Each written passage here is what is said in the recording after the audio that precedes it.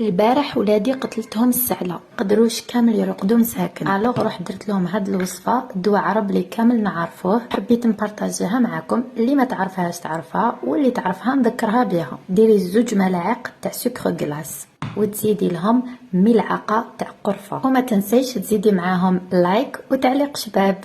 نزيدو زيت الزيتون كيما راكم تشوفوا هنايا، الكميه تاع زيت الزيتون كيما تحبوا نتوما، المهم القوام تاعها يجي سائل كيما راح تشوفوا في لا فيديو. واش نقول لكم، الوصفه هذه راح تسلككم في هاد الشتا. كيما نعرفوا في الشتا ولادنا يمرضوا بزاف وخاصه السعله. دواء عرب من بكري ديروها جدادنا بمكونات موجوده في كل منزل، والاهم من ذلك انها وصفه جد فعاله. والحمد لله كي درتها لهم ولادي ارتاحوا، نقصت لهم هذيك السعله.